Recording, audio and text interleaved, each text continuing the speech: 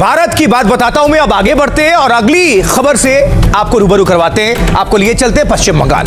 देखिए, जहां चुनावी नतीजे के बाद सियासत बहुत तेज है, अब एक बार फिर यहां सियासी उबाल नजर आ रहे हैं। केंद्रीय गृह मंत्री अमित शाह एक दिन के दौरे पर बंगाल पहुंच गए हैं। इसी बीच तो दरअसल आज श्यामा प्रसाद मुखर्जी की 125वीं जयंती है और जिसके लिए राज्य सरकार की तरफ से कई कार्यक्रमों का आयोजन किया गया है। यह तस्वीर भी देख रहे हैं आप। केंद्रीय गृह मंत्री इन्हीं कार्यक्रमों में शिरकत करने के लिए कोलकाता पहुंचे हुए हैं, जहां मुख्यमंत्री ने उनकी अगवानी की।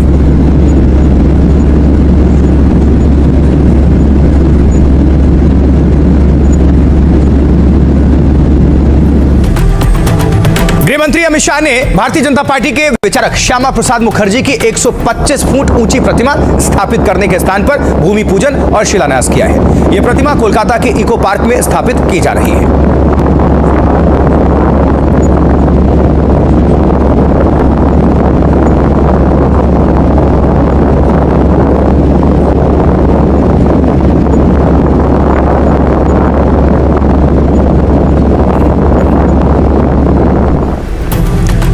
गृहमंत्री अमित शाह दक्षिण कोलकाता के भवानीपुर में श्यामा प्रसाद मुखर्जी के पैतृक निवास पर भी पहुंचे और पुष्पांजलि अर्पित की।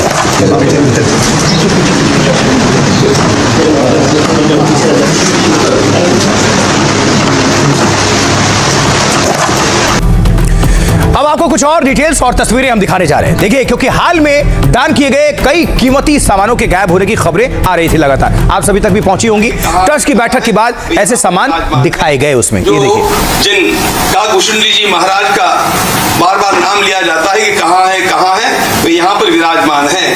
जो बड़ा कंठा हार भगवान के लिए आया, वह भी यहाँ पर आप देखेंगे।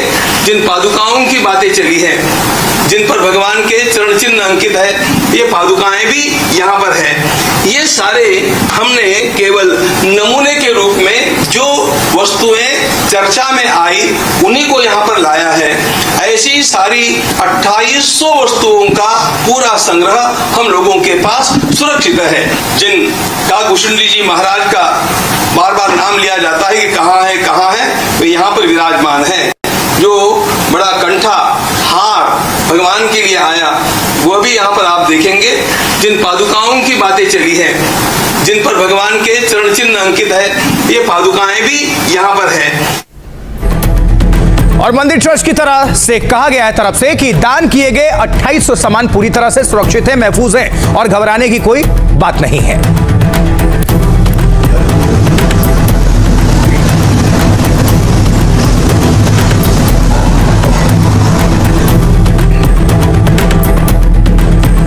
और साथ ही आपको बता दें, देखिए, सोने की 5 करोड़ की रामचरितमानस के गायब होने की भी खबरें सामने आई थी, लेकिन क्या वो गायब है या नहीं, आइए जरा पता करते हैं। देखिए, अब इस पर सच्चाई सामने आई है। पूर्व केंद्रीय गृह सचिव एस लक्ष्मी नारायणन ने गंभीर आरोप लगाए थे। एनडीटीवी से उन्होंने बातचीत करते हुए दान किए गए रामचरितमानस को लेकर सवाल पूछे थे। लक्ष्मी नारायण के मुताबिक उन्हें इसकी कोई रसीद नहीं दी गई थी।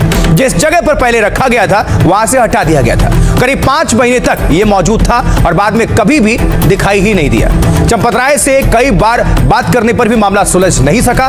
राम मंदिर ट्रस्ट की तरफ से इस पर बयान सामने आया है। ट्रस्ट ने इसके गायब होने की खबर को अफवाह बताया है और ट्रस्ट के विशेष आमंत्रित सदस्य गोपाल राव का दावा है कि भेंट की गई सोने की श्री रामचरितमानस पूरी तरह से सुरक्षित है और इसके गायब होने की खबरें मात्र अफवाह भर हैं।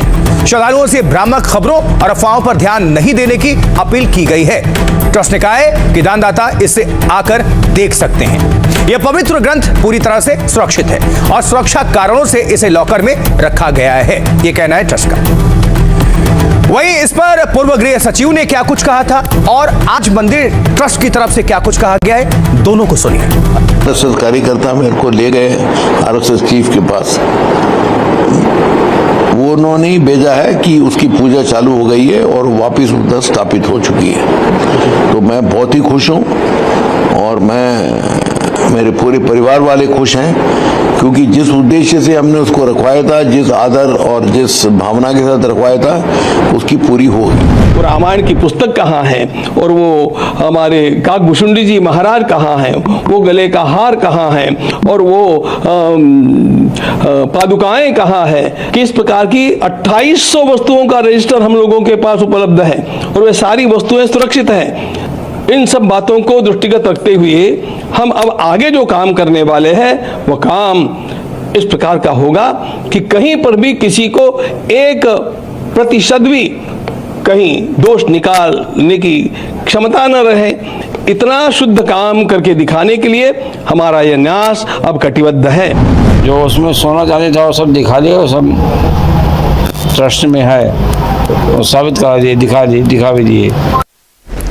आगे बढ़ते हैं। देखिए, अब इससे जुड़ी यह खबर है कि चढ़ावा चोरी पर अयोध्या में ट्रस्ट की बैठक थी, तो मुख्यमंत्री योगी आदित्यनाथ प्रयागराज में मौजूद थे, जिसकी तस्वीरें अभी देख रहे हैं।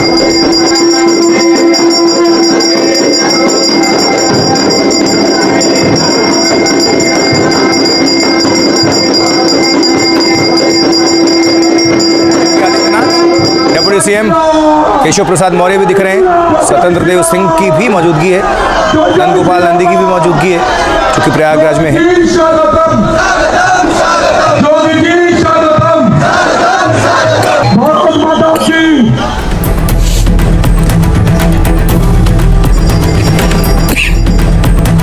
उधर अखिलेश यादव की बात करें तो अखिलेश यादव ने चढ़ावा चोरी के आरोपी से बातचीत के आरोपों पर पहली बार जवाब दिया है और इस पर जोरदार पलटवार उन्होंने कर दिया है। देखिए, अखिलेश यादव लिखते हैं सोशल मीडिया पर, क्या लिखते हैं आइए जरा नजर डाल लेते हैं। देखिए, सार्वजनिक सार्वभौमिक वैधानिक चेतावनी। कहते हैं जितना सत्ता पक्ष के सांसद का विशेषाधिकार होता है उतना ही विशेषाधिकार विपक्ष के सांसद का भी होता है। पुरुषोत्तम प्रभु राम जी की मर्यादा एवं सामाजिक शालीनता, सभ्यता एवं संसदीय परंपरा का मान रखते हुए हम भाजपा के सांसद को 10 मिनट का समय देते हैं कि वो इस झूठे ट्वीट पोस्ट को डिलीट कर दें, अन्यथा उनके खिलाफ तत्काल नामजद रिपोर्ट दर्ज कराई जाएगी।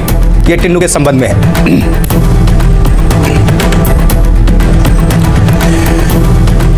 तो देखिए, चढ़ावा चोरी के मुद्दे पर जमकर सियासत हो रही है, सियासी बयानबाजी भी हो रही है। कौन क्या कह रहा है आइए सीधा आपके सामने रख देते हैं, नजर डालिए। अखिलेश यादव सबसे पहले अध्यक्ष समाजवादी पार्टी जितना सत्ता पक्ष के सांसद का विशेषाधिकार होता है, आपको बताया भी था हमने, उतना ही विशेषाधिकार विपक्ष के सांसद का भी होता है। हम बीजेपी नेता को झूठे ट्वीट पोस्ट को डिलीट करने का समय देते हैं, अन्यथा उनके खिलाफ तत्काल नामजद रिपोर्ट दर्ज कराई जाएगी। पीडीएस समाज एकजुट होकर इसका जवाब देगा। ब्रजेश पाठक कह रहे हैं कांग्रेस और सपा के लोगों ने लगातार राम मंदिर का विरोध किया है। ये वही लोग हैं जिन्होंने रामलला के निहत्थे भक्तों पर गोलियां चलवाकर अयोध्या धाम को खून से रंगने का काम किया था।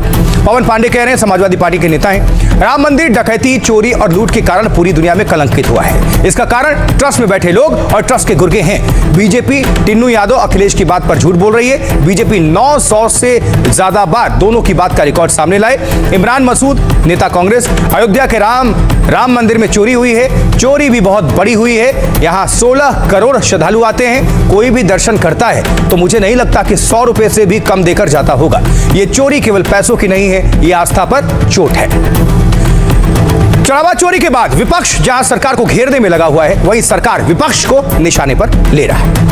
राम जन्मभूमि आंदोलन आजादी के बाद का सबसे बड़ा सांस्कृतिक आंदोलन 1980 के मध्य से लेकर के 90 के दशक में एक ही नारा गूंजता था, रामलला हम आएंगे मंदिर वही बनाएंगे। रामलला, जो राम मंदिर के काम न आए वह जवानी बेकार है। सब जानते हुए भी चुप हैं और राजनीति को समझ नहीं पा रहे। पावर स्ट्रगल इतनी है कि एक दूसरे को नीचा दिखा रहे हैं और ये डबल इंजन चल नहीं रहे, डबल इंजन टकरा रहे हैं। खजाना देख करके अंधे हो गए हैं लोग, भरा गए हैं बिल्कुल। प्रभु रामलला के भक्तों पर, निहत्थे भक्तों पर गोलियां चलवा करके अयोध्या धाम को खून से रंगने का काम किए थे। और कांग्रेस समाजवादी पार्टी के लोगों को तो अयोध्या धाम पर चर्चा करने का भी हक नहीं है। राम मंदिर में लूट आपने की है, डकैती आपने की है, चढ़ावा चोरी आपने की है, आस्था के साथ खिलवाड़ आपने किया है।